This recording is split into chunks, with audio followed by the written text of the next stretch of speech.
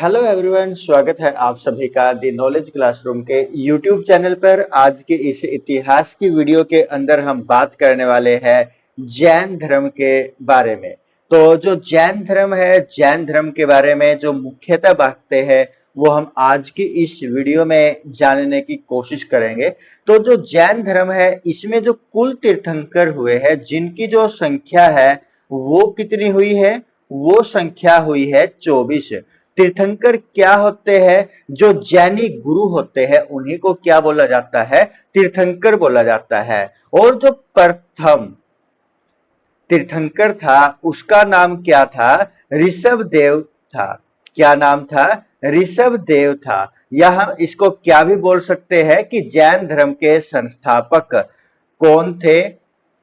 जैन धर्म के संस्थापक किसको माना गया है? ऋषभ देव को माना गया है, जिसका जो प्रतीक चिन्ह है, प्रतीक चिन्ह क्या है? सांड है। जो यहां पर जैन धर्म का प्रथम तीर्थंकर था जिसका नाम ऋषभ देव था, जिसको संस्थापक भी हम मान सकते हैं, जिसका जो प्रतीक चिन्ह था वो क्या था? सांड था। उसके बाद यदि हम वास्तविक संस्थापक के बारे में बात करें, यानी कि जिसके टाइम में जैन धर्म ने सबसे ज्यादा उन्नति की, तो वो कौन थे? महावीर स्वामी थे। महावीर स्वामी ये माने जाते हैं कि जैन धर्म के वास्तविक संस्थापक थे, क्योंकि इन्हीं के समय में क्या हुआ? जैन धर्म ने बहुत ही ज्यादा उन्नति की थी। और इसका जो प्रतीक चिन्ह है वो क्या है? सिंह है। यानी कि महावीर स्वामी का जो प्रतीक चिन्ह है वो क्या है? सिंह है। उसके बाद यदि हम बात करें, जो 23वें तीर्थंकर थे, टोटल कितने हुए? 24 हुए। 23वें कौन थे? 23वें तीर्थंकर थे पार्श्वनाथ। क्या नाम था? पार्श्वनाथ। पार्श्वनाथ जिनका प्रतीक चिन्ह क्या था? सर्प था, यानी कि सांप था। तो जो ये पार्श्वनाथ थे, पार्श्वनाथ जो कि महावीर स्वामी से लगभग कितने साल पहले के हुए? लगभग 250 साल पहले हुए। जो पार्श्वनाथ जी थे तो वो महावीर स्वामी से लगभग 250 साल पहले हुए। और जिन्होंने क्या काम किया? जैन धर्म के अंदर जो महिलाएं थी, स्त्री थी, उनको प्रवेश दिया, स्त्रियों को प्रवेश दिया था। किसके अंदर? जैन धर्म के अंदर प्रवेश दिया था। किसके अंदर? जैन धर्म के अंदर इन्होंने प्रवेश दिया था महिलाओं को। और इन्हीं ने, यानी कि पार्श्वनाथ ने 4 महाव्रत जोड़े। 4 महाव्रत जोड़े थे। तो वो ये 4 महाव्रत कौन कौन से थे?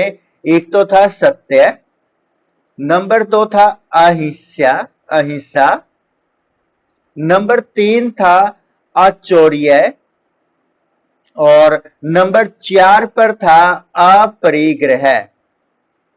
अपरिग्रह। ये 4 महाव्रत इनके द्वारा, यानी कि पार्श्वनाथ जी के द्वारा जोड़े गए थे। सत्य यानी कि जिसको क्या बोला जाता है? अमीषा, यानी कि झूठ न बोलना। झूठ न बोलना किसको बोला जाता है? अमीषा को, यानी कि सत्य बोलना। अहिंसा यानी कि जिसका सबसे ज्यादा महत्व था जैन धर्म के अंदर, सबसे ज्यादा महत्व किसको दिया गया? अहिंसा को दिया गया था। उसके बाद अचौर्य, यानी कि जिससे क्या अभिप्राय है? चोरी न करना, चोरी न करना, अचौर्य। उसके बाद अपरिग्रह, यानी कि धन इकट्ठा न करना, धन संचय न करना।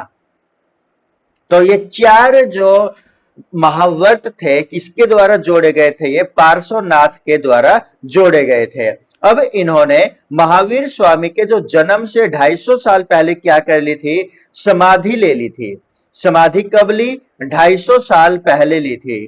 और कहां पर ली थी? जो सममेघ पर्वत है, सममेघ पर्वत पर इन्होंने क्या ले ली थी? पार्श्वनाथ जियों ने समाधि ले ली थी महावीर स्वामी के जन्म से 250 वर्ष पहले।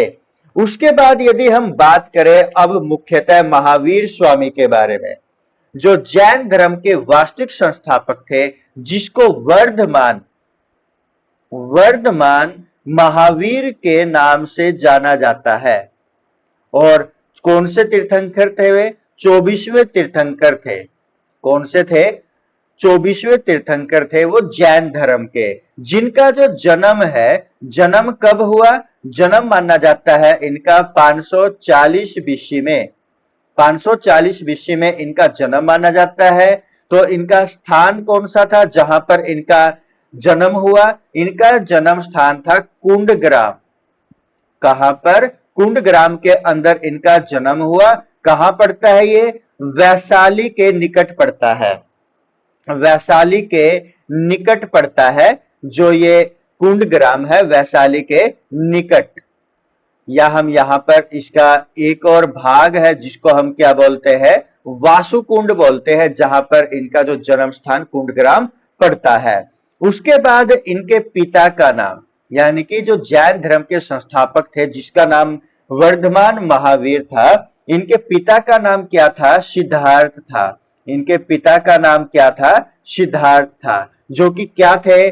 जो जात्रिक वंश के अक्षत्रिय थे। कौन से वंश के? जात्रिक वंश के अक्षत्रिय थे जो सिद्धार्थ थे। और इनकी जो माता थी, उस माता का नाम क्या था? त्रिशला था। क्या नाम था? त्रिशला था। और ये तीसरा कौन थी? जो वैशाली का जो लिच्छवी शासक था, जिसका नाम क्या था? राजा चेटक था, उसकी बहन थी। जो त्रिशला थी वो जो राजा चेटक था, राजा चेटक की बहन थी। राजा चेटक की बहन। राजा चेटक कहां का शासक था? ये था लिच्छवी का। लिच्छवी का शासक था। अब जो ये लिच्छवी है ये क्या है? विश्व का पहला गणराज्य, पहला गणतंत्र था ये, फर्स्ट गणतंत्र विश्व का। तो उसके बाद बात करें, जो ये वर्धमान महावीर थे, इनका जो बचपन का नाम था वो क्या था? वर्धमान था। इनके जो बचपन का नाम था वो क्या था? वर्धमान था। महावीर स्वामी के जो बचपन का नाम था वो क्या था? वर्धमान था इनका बचपन का नाम। और इनका जो विवाह हुआ, इनकी जो शादी हुई वो किसके साथ हुई थी? यशोदा के साथ हुई थी। इनकी शादी यशोदा के साथ हुई। इनकी पुत्री हुई एक, जिसका नाम क्या था? प्रियदर्शनी था। इनकी पुत्री का नाम क्या था? प्रियदर्शनी था। और इस प्रियदर्शनी के जो पति थे उसका नाम क्या था? जामाली था।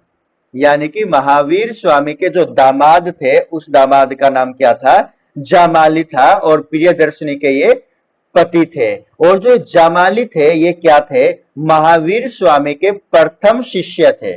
पहले शिष्य का नाम क्या है? महावीर स्वामी के जामाली थे। तो जो ये महावीर स्वामी थे जिन्होंने गृह त्याग किया, यानी कि घर छोड़ दिया था, कितने वर्ष की आयु में?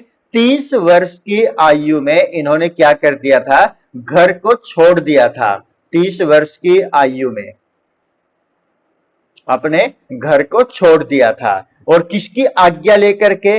आज्ञा इन्होंने ली थी, इनके माता पिता की तो मृत्यु हो चुकी थी, तो इनकी माता पिता की मृत्यु होने के बाद जो इनका बड़ा भाई था जिसका नाम क्या था? नंदीवर्धन था, तो उनकी आज्ञा लेकर के ये अपने घर का त्याग कर देते हैं। अब जब इन्होंने घर त्याग किया तो घर त्याग करने के बाद इन्होंने क्या धारण कर लिया? संन्यास धारण कर लिया। ये एक सन्यासी जीवन व्यतीत करने लगे। और इन्होंने जब संन्यास धारण किया तो इन्होंने केवल एक वस्त्र पहना हुआ था, लेकिन क्या हुआ? 13 माह के बाद उस वस्त्र का भी त्याग कर दिया और बिल्कुल नग्न अवस्था में रहने लग गए। अब गृह त्याग के बाद क्या हुआ? जब इन्होंने गृह त्याग किया तो उसके 12 वर्ष के बाद, यानी कि इन्होंने 30 वर्ष की आयु में तो घर छोड़ा था, और उसके 12 वर्ष के बाद अर्थात 42 वर्ष की आयु में इनको क्या प्राप्ति हुई? ज्ञान की प्राप्ति हुई। ज्ञान की प्राप्ति हुई, जिसको क्या बोला गया? कैवल्य बोला गया। क्या बोला गया? कैवल्य। कैवल्य का अभिप्राय क्या होता है? सर्वोच्च ज्ञान होता है। कैवल्य का क्या अभिप्राय होता है? सर्वोच्च ज्ञान। कितने वर्ष की आयु में महावीर स्वामी को प्राप्त हुआ? 42 वर्ष की आयु में उनको ज्ञान की प्राप्ति हुई। अब कहां पर हुई उनको ज्ञान की प्राप्ति? उनको ज्ञान की प्राप्ति हुई जंभिक ग्राम के अंदर। जंभिक गांव के अंदर जो एक जंभिक गांव के समीप एक जो नदी थी, उस नदी का नाम क्या था? रिजुकला नदी थी। तो उसके तट पर ही इनको किसकी प्राप्ति होती है?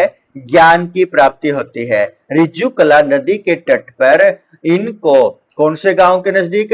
जंभिक गांव के समीप जो ग्राम है यहां पर, उस ग्राम के समीप इनको ज्ञान की प्राप्ति होती है। कितने साल की आयु में? 42 साल की आयु में। तो ज्ञान की प्राप्ति को यहां पर क्या कहा गया है? कावल्य कहा गया है। अब जो ज्ञान की प्राप्ति हुई उसके बाद महावीर स्वामी के जो नाम आए, यानी कि अन्य नाम यहां पर क्या क्या है? इनका नाम तो क्या था? वर्धमान था। और अब इनको क्या बोला जाने लगा?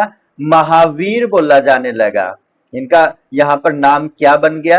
क्या रखा गया? महावीर। इन्हीं को क्या बोला गया? जिन बोला गया। और इन्हीं को यहां पर निग्रंथ बोला गया। इनके अन्य अन्य नाम हम यहां पर देखने लग रहे हैं। निग्रंथ बोला गया और इन्हीं को क्या बोला गया? कैवलीन बोला गया। महावीर स्वामी के ये अन्य नाम है। महावीर का अर्थ क्या होता है? सर्वोच्च योद्धा। सर्वोच्च योद्धा। और जिनका क्या अभिप्राय होता है? जिसने विजय प्राप्त कर ली हो 6 चीजों के ऊपर, 6 द्रव्यों के पर जिसने विजय प्राप्त कर ली हो, 6 द्रव्यों पर विजय प्राप्त करने वाला क्या कहलाता है? जिन कहलाता है। निग्रंथन क्या होता है? बंधनों से मुक्त, यानी कि बंधन मुक्त हो गया हो जो। और केवलीन क्या होता है? जिसको सभी प्रकार का ज्ञान प्राप्त हो गया, यानी कि सर्वोच्च ज्ञानी क्या कहलाता है? कैवलीन कहलाता है। तो यहां पर 6 द्रव्यों के बारे में जिक्र आया। तो ये 6 द्रव्य कौन कौन से थे? एक तो था जीव, नंबर 2 पर काल। जैन मत के अनुसार जो भी ये संसार बना हुआ है इन्हीं 6 चीजों से बना हुआ है। जीव, काल, धर्म, आधर्म और उसके बाद आकाश, 5 हो गए। और छठा था भौतिक तत्व, जिसको क्या बोलते हैं? पुद्गल बोलते हैं। जिसको पुद्गल से क्या अभिप्राय है? भौतिक तत्व। भौतिक तत्व जिसको पुद्गल बोला गया है। यानी कि 6 तत्व या 6 द्रव्य जिनके ऊपर महावीर स्वामी ने विजय प्राप्त कर ली थी, वो कौन कौन से थे? जीव, काल, धर्म, अधर्म, आकाश और पुद्गल, यानी कि भौतिक तत्व। इन द्रव्यों के ऊपर महावीर स्वामी ने क्या कर लिया था? विजय प्राप्ति कर ली थी। और जिनके आधार पर महावीर स्वामी क्या कहलाए थे? जैनों के अंदर जैन कहलाए थे। इसी कारण से जो महावीर स्वामी थे उनको क्या बोला गया? जैनी बोला गया, उनके अनुयायियों को। और अब इनका जो ये धर्म था वो किसके नाम से प्रसिद्ध हुआ? जैन धर्म से ये प्रसिद्ध होने लग गया था। अब जो महावीर स्वामी थे इन्होंने क्या किया? अपने धर्म का प्रचार प्रसार करना शुरू कर दिया। जो धर्म था उसका जो प्रचार प्रसार था वो महावीर स्वामी ने करना शुरू कर दिया। और इसके लिए उसने बहुत सारे जो राज्य थे उनकी यात्रा की, राज्यों की यात्रा की। परिणामतः क्या हुआ? उनके जो अनुयायी थे उनके अंदर लगातार वृद्धि होनी शुरू हो गई थी। उसके बाद क्या था? जो बहुत सारे उस समय के शासक वर्ग थे, जैसे कि हम बात करें जो बिंबिसार था, बिंबिसार था, या फिर जो अजात शत्रु था, अजात शत्रु था, वो भी क्या बन गए? वो भी जैन धर्म के अनुयायी बन गए थे। अनुयायी बन गए थे। वो कौन से धर्म के? जैन धर्म के। क्या नाम है? बिंबिसार और अजात शत्रु है। और अब इन्होंने क्या किया? पावापुरी के अंदर, पावापुरी में एक स्थापना की। किसकी स्थापना की? जैन संघ की स्थापना की। जैन संघ की स्थापना की थी। कहां पर? पावापुरी के अंदर। किसने की? महावीर स्वामी ने इसकी स्थापना की थी। अब यदि महावीर स्वामी की मृत्यु के बारे में बात करें, इसके लिए अलग अलग विद्वानों के अनेक मत हैं। अनेक मत है, तो इसमें जो एक मान्य मत है वो क्या है कि 72 वर्ष की आयु में उनकी मृत्यु हो जाती है 468 बीसी में। कहां पर ही हो जाती है? पावापुरी के अंदर। पावापुरी के अंदर महावीर स्वामी की 468 बीसी में मृत्यु हो जाती है 72 वर्ष की आयु में, जो कि एक मान्य मत है। उसके बाद यदि हम जैन धर्म के बारे में और जाने, जैन धर्म के बारे में जो महावीर स्वामी था उसने क्या किया, ब्राह्मणों की सहायता से जो जैन संघ था, जैन संघ था जो, वो किसकी सहायता से स्थापित किया है? जो ब्राह्मण थे, ब्राह्मण की सहायता से ही उसने, ब्राह्मणों की सहायता से ही किसकी स्थापना की थी? जैन संघ की स्थापना की थी। और इस जैन संघ को कितने भागों में बांट दिया था? 11 भागों में बांटा था। और इन 11 भागों को क्या बोलते हैं? गण बोलते हैं, कि 11 गणों के अंदर इसको बांट दिया था। और प्रत्येक गण का एक क्या होता था? प्रत्येक गण का एक अध्यक्ष होता था। और इसके जो सर्वोच्च अध्यक्ष थे वो स्वयं कौन थे? सर्वोच्च कौन थे? महावीर स्वामी ही इसके सर्वोच्च अध्यक्ष थे। महावीर स्वामी ही इसके क्या थे? सर्वोच्च अध्यक्ष थे। और उसके बाद जो प्रत्येक 11 भाग थे उनके भी अलग अलग गणधरों को नियुक्त किया गया था। अब यदि हम बात करें किसके बारे में? जो जैन संगीति थी, जो जैन संगीति थी वो कितनी हुई है? 2 हुई है। जैन संगीति कितनी हुई है? 2 हुई है। एक तो प्रथम जैन संगीति और दूसरी है द्वितीय। यानी कि जो प्रथम हुई है कब हुई है? 300 बीसी के अंतर्गत हुई है। कहां पर हुई है ये? पाटलिपुत्र के अंदर हुई है।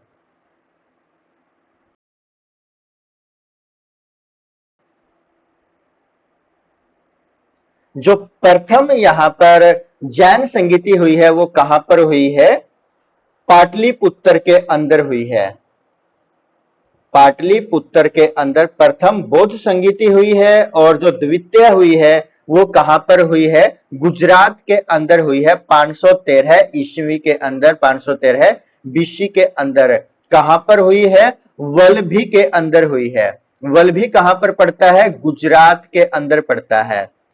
और उसके बाद जो ये पहली जैन संगीति हुई थी 300 बीसी के अंदर पाटलिपुत्र के अंदर, इसका जो शासक था वो कौन था? चंद्रगुप्त मौर्य था। चंद्रगुप्त मौर्य इसका यहां पर शासक था। इसका जो मुखिया था वो कौन था? स्थूलभद्र था। क्या नाम था? स्थूलभद्र था। और इसके परिणाम क्या हुए? इस प्रथम बौद्ध संगीति के जो परिणाम थे, इसके जो परिणाम निकले प्रथम बौद्ध संगीति के, प्रथम सॉरी जैन संगीति के जो परिणाम हुए वो क्या था कि जो जैन धर्म था कितने भागों में बंट गया? 2 भागों के अंदर बंट गया। 2 भाग कौन कौन से? एक का तो नाम क्या था? श्वेतांबर था। और दूसरे का नाम क्या था? दिगंबर था। 2 भागों में बंट गया, एक तो श्वेतांबर और एक दिगंबर। प्रथम जैन संगीति का यानी कि रिजल्ट क्या निकला? इसका जो रिजल्ट निकला कि जो जैन धर्म था 2 भागों के अंदर बंट गया। एक का तो नाम श्वेतांबर और दूसरे का नाम दिगंबर। यानी कि दिगंबर कौन थे? जिन्होंने कपड़ों का त्याग कर दिया, कपड़े त्याग दिए, कपड़ों का त्याग कर दिया था जिन्होंने। और जो श्वेतांबर थे, श्वेतांबर किस प्रकार के कपड़े पहनते थे? सफेद कपड़े पहनते थे। ये जो यहां पर श्वेतांबर थे, श्वेत यानी कि सफेद अंबर वाले, यानी कि सफेद कपड़े वाले, यहां पर जैन धर्म को जब 2 भागों में बांटा गया, एक तो बंट गया श्वेतांबर में और दूसरा बंट गया दिगंबर के अंदर। और जो श्वेतांबर था इसका जो चलाने वाला था मुख्यतः जो महावीर स्वामी की शिक्षा थे उनके आधार पर वो कौन था? स्थूलभद्र था। स्थूलभद्र ने महावीर स्वामी की शिक्षाओं को ही श्वेतांबर के अंदर शामिल किया था। और दिगंबर को जो चलाने वाला रहा मुख्यतः वो कौन रहा? भद्र बाहु रहा। और भद्र बाहु ने इसमें क्या किया? शिवम की शिक्षाएं भी शामिल की। शिवम की जो शिक्षा थी, महावीर स्वामी की शिक्षाओं को यहां पर कम मात्रा में लेकर के शिवम की शिक्षाओं को ही क्या किया? यहां पर प्रचारित प्रसारित किया। और उसके बाद ये कहां पर चले जाते हैं, कुछ समय के बाद दक्षिण भारत में चले जाते हैं, दक्षिण भारत से चले जाते हैं, दक्षिण भारत से चले गए। कहां पर गए हैं ये दक्षिण भारत के, यहां पर चले गए जाते हैं ये श्रावण बेलगोला की पहाड़ियों पर, श्रावण बेलगोला की पहाड़ियों के ऊपर ये चले जाते हैं। कहां पर पड़ती है ये, कर्नाटक के अंदर पड़ती है, तो यहां पर ही इन्होंने अपना केंद्र बना लिया था। अब बात करते हैं जो दूसरी बुद्ध संगीति थी वो कहां पर हुई थी। दूसरी बुद्ध संगीति जो हुई थी वो कहां पर, जो सेकंड हुई थी वो कहां पर हुई थी, कब हुई थी, 513 के अंदर हुई थी। और कहां पर हुई थी, वल्लभी के अंदर हुई थी। वल्लभी कहां पर पड़ता है, गुजरात के अंदर पड़ता है। वल्लभी कहां पर पड़ता है, गुजरात में पड़ता है। और इसके जो अध्यक्ष थे वो कौन थे, देवार्धी थे, देवार्धी अक्षमा श्रवण थे। इसके जो अध्यक्ष थे कौन थे, देवार्धी अक्षमा श्रवण थे। इसमें क्या किया गया, जो महावीर स्वामी थे, महावीर स्वामी की जो शिक्षाएं थी उन शिक्षा को लिखा गया था, लिखा गया था कौन सी बुद्ध संगीति के अंदर, दूसरी बुद्ध संगीति के अंदर। और जो वैश्य धर्म के उत्थान के लिए भी इसमें कार्य किया गया था। अब जो महावीर स्वामी के जो सिद्धांत थे या जो शिक्षा थी महावीर स्वामी की वो क्या क्या थी, कर्म की प्रधानता थी, वह पुनर्जन्म में वो विश्वास किया करते थे, अनिश्वरवादिता थे और मोक्ष या निर्वाण में भी वो विश्वास किया करते थे। यानी कि इन्होंने ज्ञान प्राप्ति के लिए 3 चीजें आवश्यक बताए जिसको क्या बोला गया, त्रिरत्न बोला गया। त्रिरत्न आवश्यक होने चाहिए। एक तो कौन सा था, सम्यक ज्ञान, सम्यक ज्ञान था। नंबर 2 क्या था, सम्यक दर्शन था। और नंबर 3 पर क्या था, सम्यक आचरण था। यानी कि ये 3 त्रिरत्न इनके द्वारा दिए गए। पहला सम्यक ज्ञान, सम्यक दर्शन और सम्यक आचरण, इनके द्वारा ये मोक्ष या निर्वाण के मुख्य त्रिरत्न बताए हैं। उसके बाद जो ये जैन धर्म था, जैन धर्म की उन्नति व प्रचार क्यों हुआ, क्यों लोग इसकी तरफ ज्यादा से ज्यादा झुके, क्योंकि इसकी जो बोलचाल की भाषा थी वो क्या थी, बोलचाल की जो भाषा थी वो बिल्कुल आसान थी, यानी कि लोगों की आसानी से समझ में आने वाली भाषा थी। उल्टी या जो इसका प्रसार है उसका किस प्रकार से हुआ, बोलचाल की भाषा क्या थी, बिल्कुल सरल थी। उसके बाद इसके जो सिद्धांत थे वो किस प्रकार के थे, बिल्कुल सरल सिद्धांत थे, यानी कि सामान्यतः जो लोग थे इनको आसानी से मान लेते थे। और उसके बाद जो उस समय के जो शासक थे उनके द्वारा इसको क्या किया गया था, संरक्षण दिया गया था, इसको सुविधा प्रदान की गई थी। और इसके जो पतन का मुख्यतः कारण रहा है वो क्या रहा है कि जब यह यहाँ पर 2 बुद्ध जैन संगीतियों के अंदर बंट जाता है तो अलग अलग लोगों के हाथों में, अलग अलग अनुयायियों के हाथों में आने के बाद वो इसको अपने अपने ढंग से चलाते हैं। इसकी जो इनके यहाँ पर अब क्या आने लग गया था, जातिगत जो भेदभाव था, जातीय जो भेदभाव था यहाँ पर अब दिखने लग गया था, जाति प्रथा यहाँ पर शुरू हो चुकी थी इसके अंदर।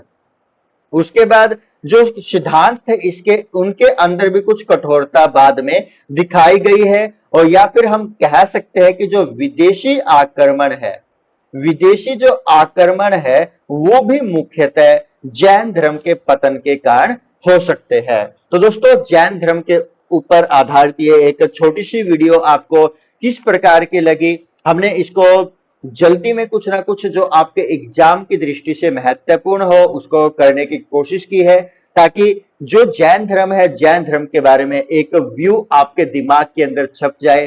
तो दोस्तों आपको ये वीडियो किस प्रकार की लगी हमें कमेंट करके आवश्यक बताइएगा। जल्द मिलते हैं किसी अन्य टॉपिक के साथ, तब तक के लिए सभी को जय हिंद दोस्तों।